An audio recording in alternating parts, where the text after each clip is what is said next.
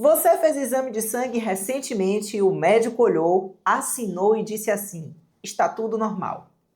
Mas você continua cansada, com dificuldade para emagrecer, mesmo fazendo tudo certo, com inchaço que não passa, com uma sensação de que tem alguma coisa errada no seu corpo, mas que ninguém consegue te explicar o que é. Deixa eu te falar uma coisa que pode mudar a forma como você enxerga a sua saúde a partir de hoje. Existe uma inflamação que não aparece nos exames básicos de rotina, que pode estar acontecendo no seu corpo exatamente agora, em silêncio, sem dor, sem diagnóstico e sem que ninguém tenha te contado. E o problema não está no seu exame. O problema está na forma como ele está sendo interpretado. Meu nome é Lua Ferrari, sou nutricionista e trabalho com metabolismo há anos e vivo estilo de vida carnívoro há 5 anos. Nesse canal, eu não repito o que a indústria quer que você acredite. Aqui eu trago o que a fisiologia mostra. Então, já se inscreve por aqui e ativa o sininho para não perder os próximos vídeos. E fica comigo até o final desse vídeo porque está muito interessante. Quando você entende o que eu vou te mostrar aqui, você para de tratar sintoma e começa a enxergar a causa. Primeiro, eu preciso que você entenda o que é inflamação de verdade. Quando as pessoas ouvem a palavra inflamação, elas pensam em tornozelo torcido, garganta infeccionada, algo que dói e que você vê. Essa é a inflamação aguda. O corpo ele reconhece um problema, reage e resolve. Mas existe outro tipo. Ela não dói. Ela não aparece visualmente. Ela não te derruba num dia. Ela fica baixa, contínua e silenciosa. Os cientistas chamam de inflamação crônica de baixo grau. E ela está na raiz de uma lista enorme de problemas, como dificuldades de emagrecer, cansaço constante, névoa mental, alteração hormonal, queda de cabelo, pele inflamada, intestino instável. E com o tempo, doenças como doenças cardiovasculares, diabetes tipo 2, doenças autoimunes. O ponto é esse. Essa inflamação já está instalada muito antes de qualquer diagnóstico aparecer. E os exames de rotina, na maioria das vezes, não estão olhando para ela. Então, eu vou te mostrar os exames que eu uso para rastrear inflamação de verdade. E mais importante, vou te explicar como interpretar esses resultados de um jeito que faz sentido para o seu corpo e não só para o laboratório. Então, o primeiro exame é o PCR ultrassensível. O PCR significa proteína C reativa. É uma proteína que o seu fígado produz em resposta a uma inflamação. Quando existe algum processo inflamatório acontecendo no corpo, os níveis de PCR sobem. O exame de PCR simples, sem ser o ultrassensível, é aquele que aparece geralmente em muitos check-ups de rotina. Ele só detecta inflamação quando ela já está alta de verdade. Uma infecção grave, uma crise aguda, nesse nível. A PCR ultrassensível, ela é diferente. Ela consegue identificar variações mínimas, aquele nível baixo que o exame comum ainda não pegou. É por isso que ela é muito mais útil para rastrear inflamação crônica silenciosa. O valor que se usa como referência funcional é abaixo de 1 miligrama por litro. Muitos laboratórios colocam como normal até 3 ou 5, mas quando estamos falando de prevenção e de metabolismo, acima de 1 já é um sinal de atenção. E perceba, você pode ter PCR de 2, de 2,5 e estar dentro de uma referência laboratorial e ainda assim estar em um estado inflamatório que já está afetando seu metabolismo, seus hormônios e sua energia. O segundo exame é a homocisteína.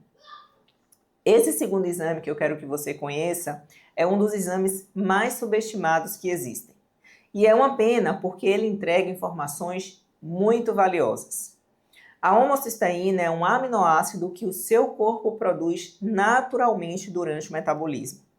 Em condições normais, o organismo a converte em outras substâncias usando vitaminas do complexo B, especialmente B6, B12 e folato. Quando esses nutrientes estão em falta, ou quando existe uma variação genética que afeta essa conversão, a homocisteína se acumula no sangue. E aqui está o ponto muito importante. Homocisteína elevada causa dano direto à parede dos vasos sanguíneos. Ela cria um ambiente que favorece inflamação vascular. E inflamação vascular significa risco cardiovascular real, muito antes de qualquer sintoma aparecer. Agora, sobre os valores, o laboratório costuma colocar como referência normal até 15 micromoles por litro. Mas acima de 15 já é um sinal de alerta sério para risco cardiovascular e cerebrovascular.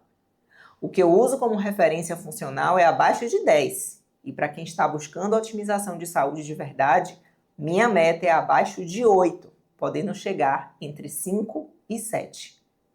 Uma coisa que pouca gente sabe é o seguinte: homocisteína abaixo de 5 também merece atenção. Não é preocupante na maioria dos casos, mas pode indicar deficiência de algum nutriente ou de um metabolismo, digamos, mais lento. E o que mais importa saber é o seguinte: homocisteína elevada tem, na maioria das vezes, uma causa corrigível, deficiência de vitaminas B.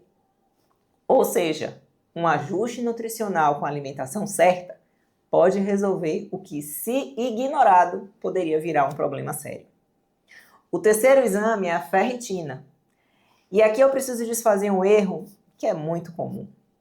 A maioria das pessoas conhece ferritina como estoque de ferro. Se ferritina está baixa, você tem pouco ferro. Se está alta, você tem ferro demais. Essa é a leitura padrão, mas isso é uma meia-verdade. A ferritina é sim uma proteína que armazena ferro, mas ela também é o que chamamos de reagente de fase aguda.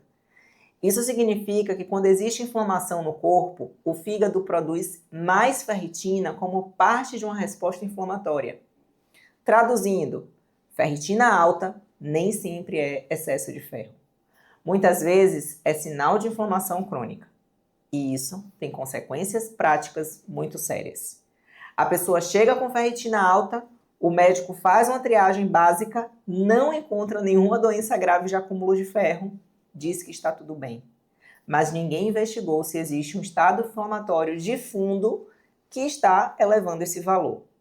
E pior, em muitos casos, a orientação que essa pessoa recebe é para parar de comer carne vermelha. Pensa no que isso significa.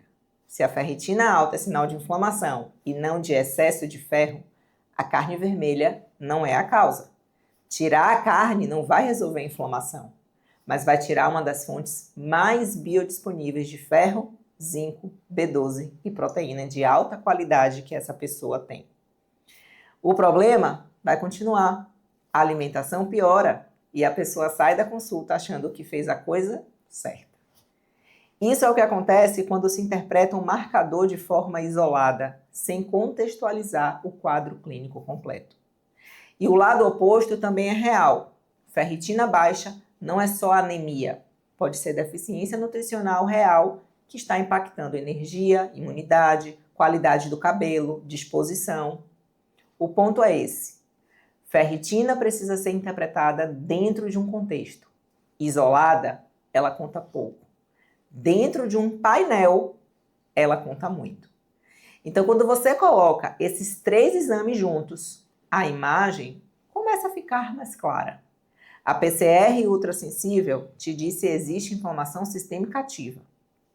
A homocisteína te diz se existe inflamação vascular e risco cardiovascular instalado.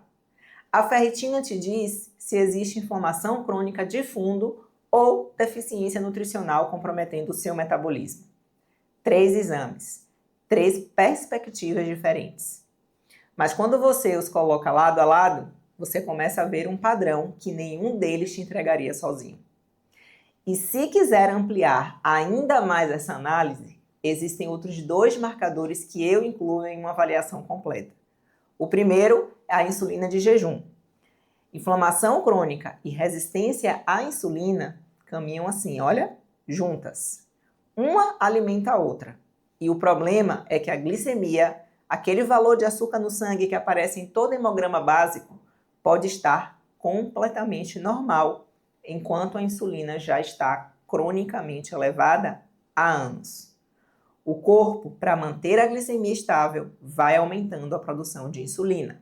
Funciona por um tempo, mas é um sinal de que o metabolismo está trabalhando sob pressão. Agora, sobre os valores da insulina em jejum. Aqui você precisa prestar muita atenção, porque isso confunde muita gente. O valor de referência laboratorial para insulina de jejum no Brasil pode ir até 25 microui por mililitro, dependendo dos laboratórios. Alguns colocam até 13 como normal, outros aceitam até 25. Vocês têm noção disso? Essa variação já é um problema por si só, porque um resultado que seria sinal de atenção em um laboratório passa como normal em outro laboratório.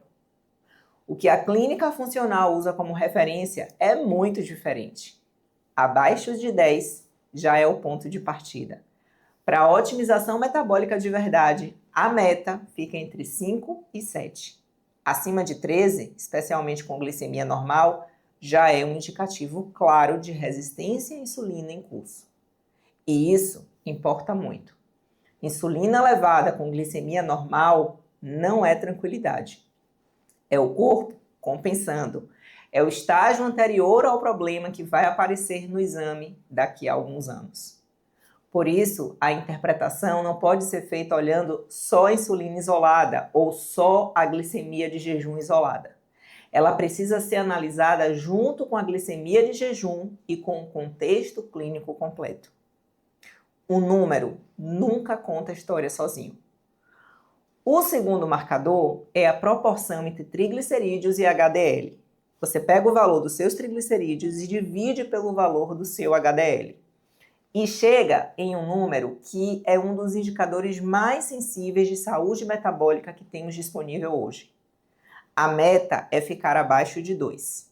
Acima de 3 já indica um cenário metabólico muito desfavorável. Acima de 5 é um sinal de alerta claro. E o interessante é que essa relação responde rápido quando a alimentação muda. Ela não é uma sentença, é uma bússola. Então, quando você coloca esses 5 marcadores juntos, PCR ultrassensível, homocisteína, ferritina, insulina de jejum e a relação entre triglicerídeos e HDL, você tem um painel que enxerga o que um check-up básico deixa passar. Não porque o check-up básico é ruim, eu nem gosto de check-up, tá? Mas porque ele foi desenhado para detectar doença instalada.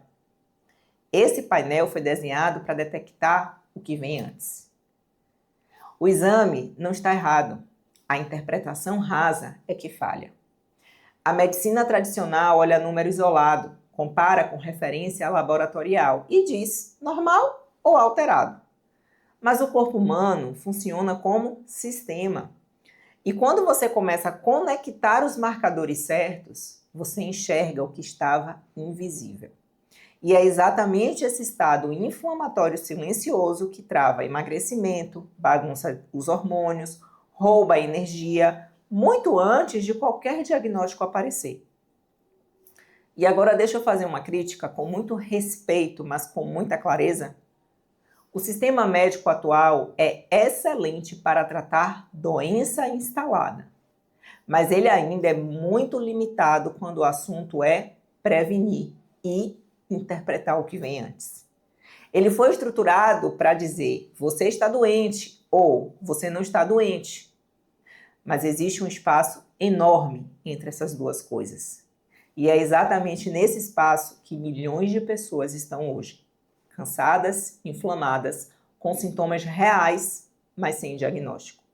E o mais perigoso disso tudo não é a doença, é a falsa sensação de que está tudo bem. Porque quando o exame diz normal, muita gente para de investigar. E o corpo, ele continua ali, sinalizando. Então guarda isso. O exame não é a verdade absoluta, ele é uma ferramenta. E quando você aprende a interpretar essa ferramenta com profundidade, você deixa de ser espectador ou espectadora da sua saúde e passa a assumir o controle dela. Então, o que você faz com isso agora? Primeiro, se você tem acesso aos seus exames recentes, olhe se tem PCR ultrassensível, olhe para a sua homocisteína, para a ferritina, veja se eles estão ali no seu exame. Se não estiverem, você pode pedir ao seu médico ou nutricionista que coloque ali nas próximas avaliações. Segundo, se você tem esses valores em mãos e quer entender o que eles significam dentro do seu metabolismo de forma mais profunda, esse é exatamente o tipo de raciocínio que eu ensino dentro do catabolismo. O programa ele tem aulas completas de interpretação de exames com o olhar clínico que você não vai encontrar em um check-up de rotina. Então, se você quiser conhecer melhor, o link está aqui na descrição do vídeo. Terceiro, compartilha esse vídeo com alguém que faz exame todo ano, sempre escuta que está tudo normal e continua sem resposta para o que sente. Esse vídeo existe para isso, para que você saia daqui sabendo fazer as perguntas certas. E agora eu quero te ouvir. Você já fez exame de sangue recentemente e ouviu que estava tudo normal, mas você sente que não está?